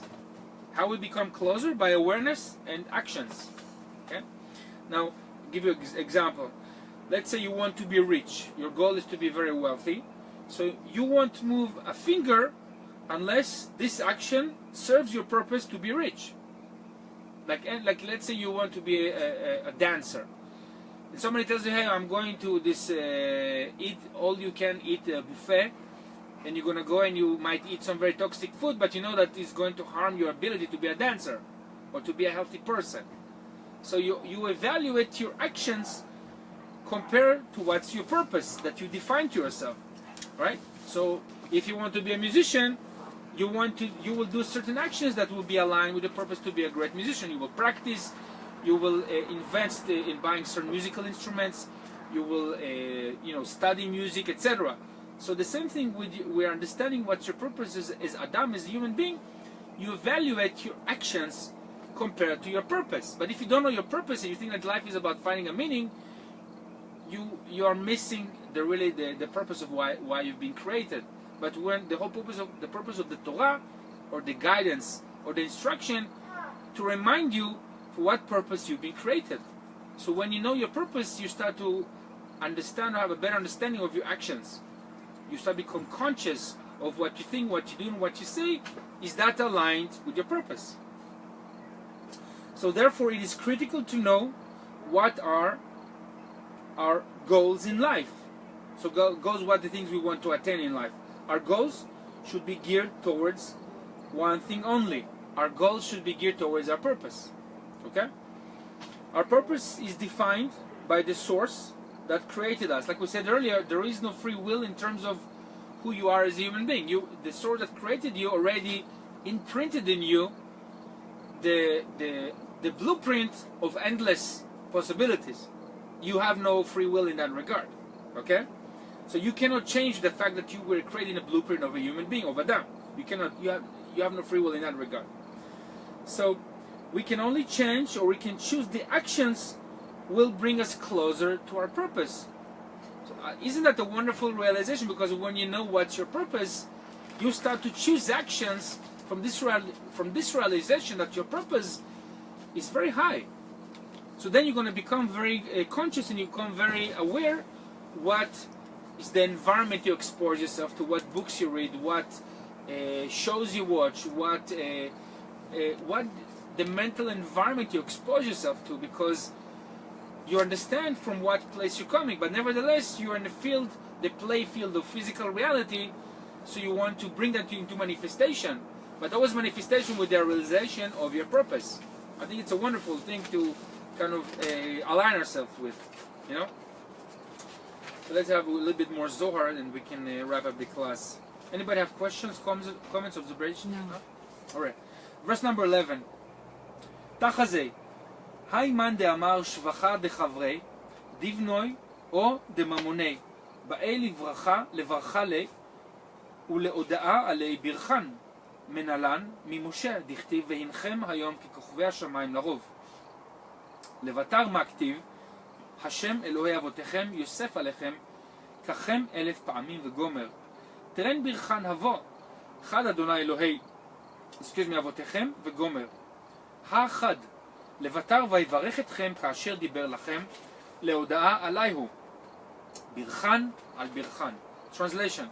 Come and behold, he or she who speaks in praise of their friend, of their children, or of their money or wealth, must also bless them and acknowledge those blessings.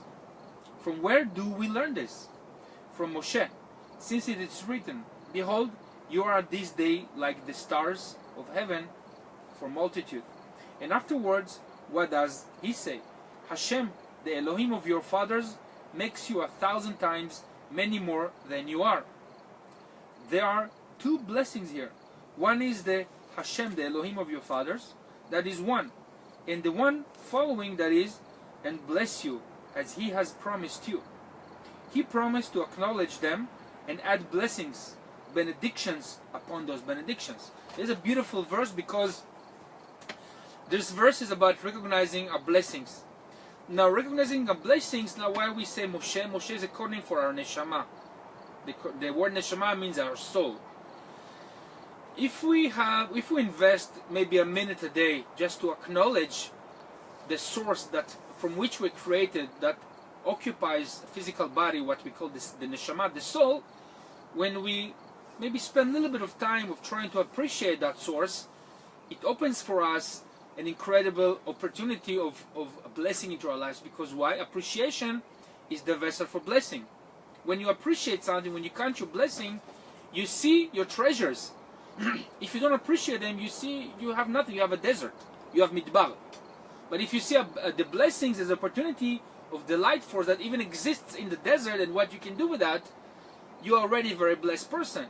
And that also talks about why it's important to also recognize the blessings in other people's lives. That's why it's important to talk about them. I said earlier, when you are away, it's not enough just to do things, but also to say things, to say I love you, to say the speaking is a vessel of appreciation. Of course, always with actions, but also acknowledging that in other people, telling them about their blessings. Sometimes people forget how blessed they are. Yes. Sometimes I see posts on Facebook, people are, they're complaining about this, complaining that, while other people, they're sleeping on the dirt and they have nothing to eat, So sometimes you remind people, it's not like to diminish their struggles or their challenges, but sometimes when you put things in perspective, you say, we're very blessed.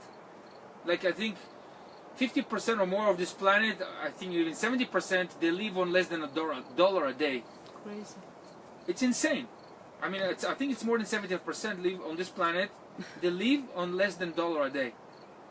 And people in this country, that country, they are depressed because, their iPhone, they cannot upgrade their iPhone. I'm not joking, because some people, they complain that they cannot afford those things. So starting to appreciate things beyond just what the material possession is a very important thing, because that creates vessel for more blessings to come into our lives. Yes. And the other important thing is to give credit and acknowledgement to the endless source from which your blessings come to you. So whether you have a talent or you have physical possession or you have a relationship, whatever you have, it's not just acknowledging your partner, acknowledging whatever you have, but also acknowledging the source that gave you those blessings. It's important, because when you acknowledge that source, this is the endless flow of water that nourishes or waters the desert. Okay, that's the water. It's the code name of water in Kabbalah is compared to wisdom, but essential part of wisdom is appreciation. The appreciation of what? Of the endless source that gave you this physical body, these abilities, this amazing wisdom that we have, the Zohar. I mean, what a blessing to have the Zohar available in our days. Not 70 or less than 50 years ago, it wasn't so prominent to study Kabbalah. Even now today we have the social media, so it's everywhere. Right. But not too long ago, it was very few people who would study. So it's an opportunity to appreciate these teachings, that we actually have the translation of the Zohar to Hebrew, the work of the Rav Ashlag, appreciate the Kabbalah Center who printed this book, appreciate the Rav Berg, and all the different people have been so passionate, is so committed to bring these blessings to our lives. So it's a good opportunity to appreciate that, the blessing. Yes, very much. So, yeah. So yeah, it's a good time to say thank you. So let's go to verse number 16. יברך יראי אדוני אילן אינון לבאי וכלהו מתברכין בגין דחלין לאלקות שבריחו הקטנים עם הגדולים אף על גב דלה עלין במניינה. Translation. He will bless those who fear Hashem. These are the Levites, all of whom are blessed because they fear Hashem. It is written, both small and great, because although the young were not included in the count, since they were counting the population only for 20 years and older, still they should be blessed together with the older ones. So the code name of the Levites represents the left column energy, the left side. And when we talk about fear of Hashem, fear is a very tricky translation because the translation is from the word yir'ah in Hebrew. So maybe we could use different The words. better word is awe. Right. Awe is a better word. Right. Now, but fear is also can be a good word, constructive word, if we are in a place of we are afraid to lose the blessings in our lives. Not from a place of anxiety, because we appreciate things in our lives, so we work and we make effort to sustain it, to hold it. So it's So not keeping awareness, not fear. so you know it's a semantics. Right. Keeping awareness, not to lose it, to maintain it. It's just the same, like, we went to the gym for many months, when we shaped our body, we have muscles we always wanted, and then boom, one day, do we going to just stop it? No, because we're going to lose this structure of body. So that this kind of awareness of appreciation, awareness also. Yeah. So another thing that we learn here about cultivating this awe and appreciation of our blessings and having this awareness is when we have that, we don't take things for granted.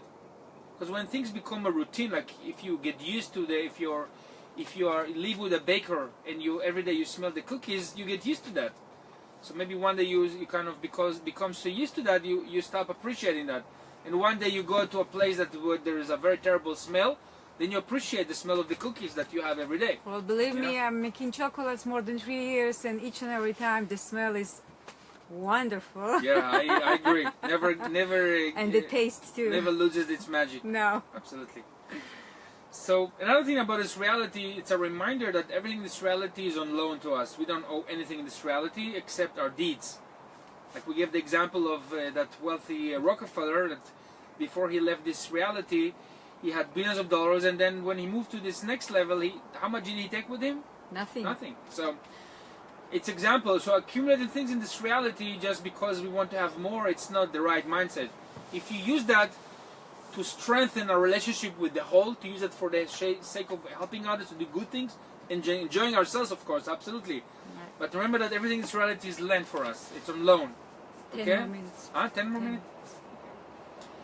And be also open to expand our appreciation from new sources, because sometimes maybe we need a reminder to appreciate what we have. So the universe has a very gentle way to kind of show us situations, appreciate this, appreciate that. As a reminder. Sometimes more than gentle ways. Well, if we don't read the signs properly, sometimes it goes up a notch. It's going to be a shake. But again, the whole point of awe, it's a way of observation, of seeing things. That's why I personally study this every day, a certain amount of time, but even more so when I do the class, it's a constant practice. Wow. Like if you go to the gym, if you don't go for a certain time, you lose muscle. Right? You have to keep on practicing. The practice is important. And enjoying it. And enjoy it, of course. Otherwise, why you do that? You know. Yeah. So it's a practice. So appreciation is an important practice to have on a daily. Gratitude, which Tony Robbins speaks about it a lot as well. Very wise person. Yes. Okay, verse number 41.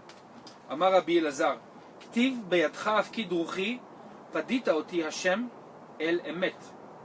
היקרא יתלה להסתכלה בי, חמיתון מן דהפקיד בידה, דמלכה עמידי, אלא ודאי זכאהו ברנש, דאזיל ברוחוי דמלכה קדישה. ולחתי קמי תחזי, כיוון דעל ליליה, אילנה דמותה שליט בעלמה, ואילנה דחיי הסתלק לעילה לעילה. וכיוון דאילנה דמותה, שליט בעלמה בלכודוי, כל בני עלמה תאמין תאמה דמותה. מה תאמה? בגין דהו אילנה גרים. Translation. Rabbi Elazar said, it is written, into your hand I commit my spirit. You have redeemed me, Hashem, El of truth, from the Psalms, from Tehillim. This verse must be examined.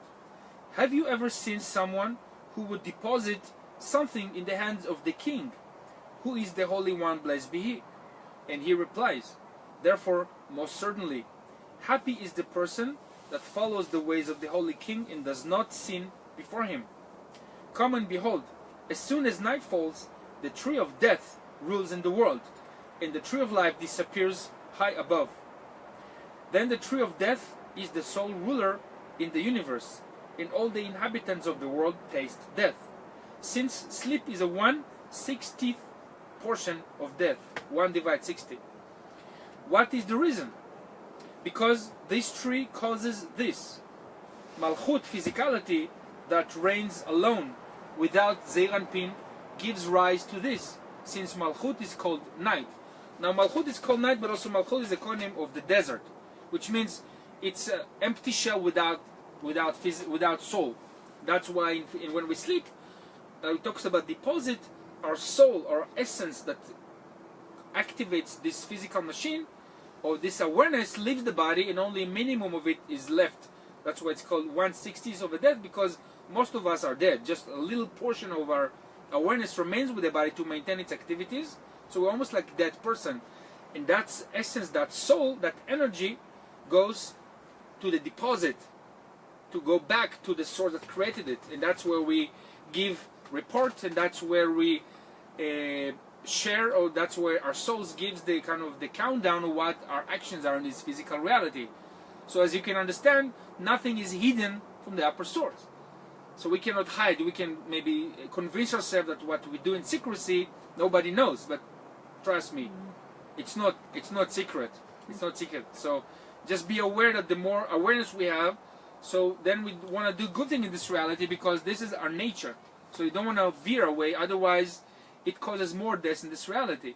And that's when we have this realization that your soul goes back to its deposit of that exalted source that we call the king. Goes back to the deposit, recharges, replenishes, and goes back into its physical reality. So the same, that's we use the analogy of the desert and like the night. It's something that appears without any essence, but it always is revived. There's constant reviving of the energy into this universe. That's why we study a lot of Zohar and Kabbalah at night, because it's the concealment of the concealment. So when we do that in the study of in that time of the day, or at the night actually, we bring more energy of life into this reality. So that's the reason we study at night. So let's have a couple more. Verse number 54. אלא בך יתברך ישראל להכתיב, או בך יבורך ישראל, מהו יברך ישראל? אלא ישראל קדישה לה יברך לעלמה, אלא בך. דאנת במערב, וכתיב אני אל שדי פרה ורבה. או לפנת דחמה עמי שכינתה, וכדן אמר בך יברך ישראל לאמור, בך יברך לעלמה. Translation. And he replies, by you shall Israel be blessed. Is not what actually written, nor is by you will Israel be blessed. What then is the meaning of by you shall Israel bless, not blessed, which refers to others getting blessed? The explanation is that the explanation is that Holy Israel, meaning Zeir Anpin, will not bless the world except through you, Ephraim, who resides in the west, meaning the Shekhinah. And it is written, I am El Shaddai, be fruitful and multiply, from Bereshit, from Genesis. We therefore see that the blessing rests with the Shekhinah that is called El Shaddai. We learned that he saw the Shekhinah with him, and then he declared, by you shall Israel bless, saying, meaning by the Shekhinah shall he bless the world. What it says here, that the blessing of the world is not coming from some outside obscure source. The blessing in this world is coming to manifestation by our actions. So who's the source of blessing in this reality? We are. We are the source of blessing.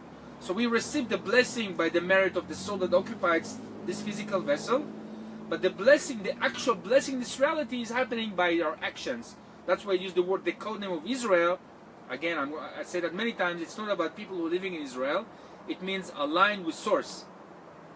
The alignment in the source comes into materialization by the actions we do to benefit others, to do for others. That's the Israelite. They're serving the whole. Okay? And when you talk about the Shekhinah, it's what in India they call Shakti, the female aspect. What does it mean, the female aspect?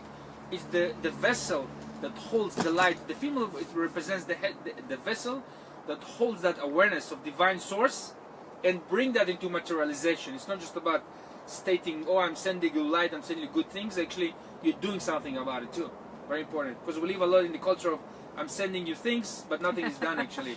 I saw this really funny meme of the Apollo 13 that were actually, something happened on the moon, and the base station in Houston tell them, Apollo, I'm sending you blessings.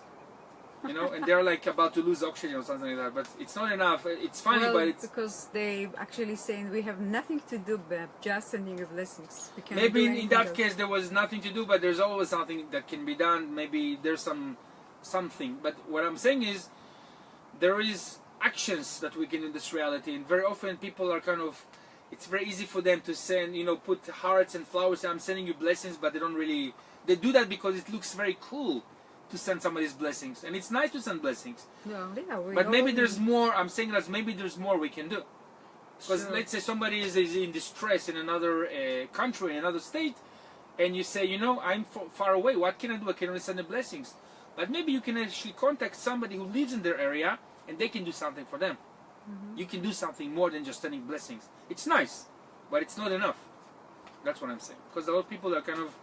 It's very easy to do that right now. Social media, I'm Yes. sending you light and love, and you know, that's it. And everybody do to their own abilities. I'm not saying like it's not enough, but it's like there's always a way we can for do us more. to We do always more, can do even a little bit always. more. Yeah. Yes, for sure.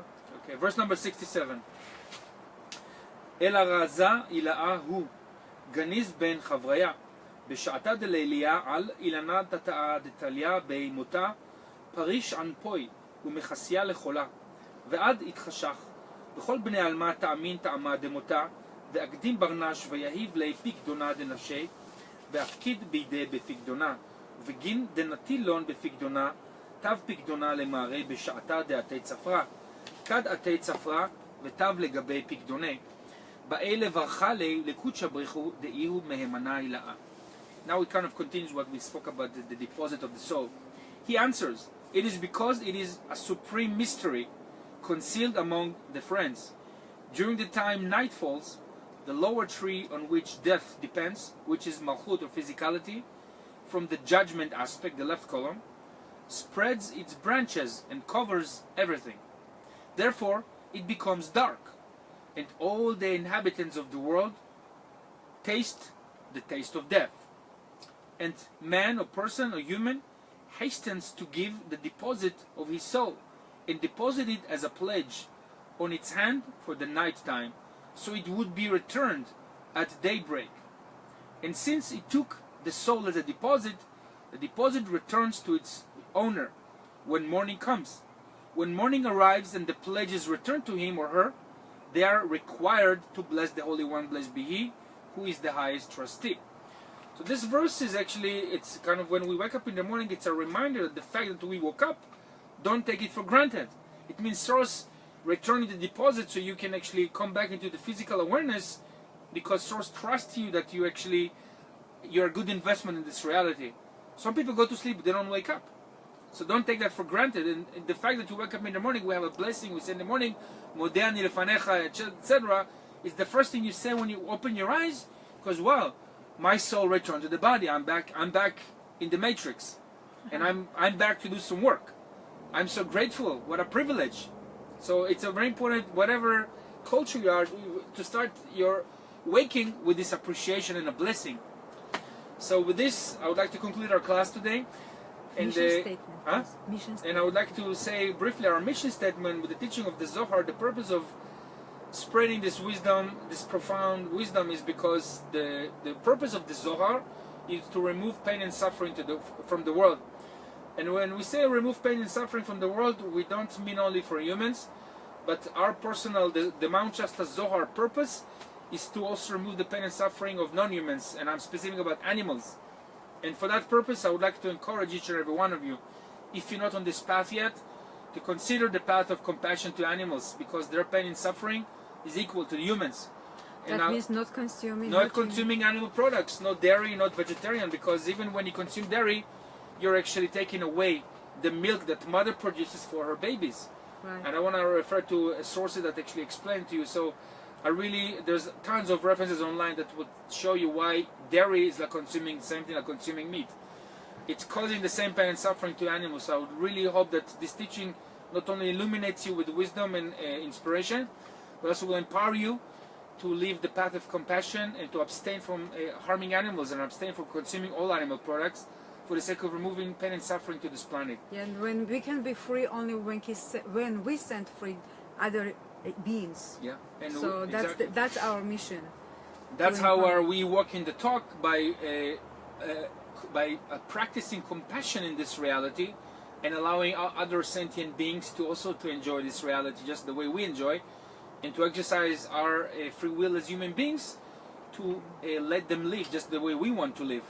Because as long as humans are still causing pain and suffering to animals, it's very little likelihood that we're going to progress on the path. So in that regard, I would like to say that Israel is the #1 leading country in the world in the percentage of people who are following the plant-based nutrition from a place of compassion to animals. The highest percentage of people of vegans are actually in Israel. So thank you, Israel, for leading the role model and the example for the world. So thank you everyone for watching. I really hope you enjoyed the class. And if you enjoyed it, I would like to invite you to make a contribution on the Mount Shasta Zohar page on Facebook. We have a donate button. Your donation will be greatly appreciated, and it will really help us to expand these teachings and to reach to more people. So thank you so much, and have a good night. Bye-bye. Thank you, Baruch. You're welcome.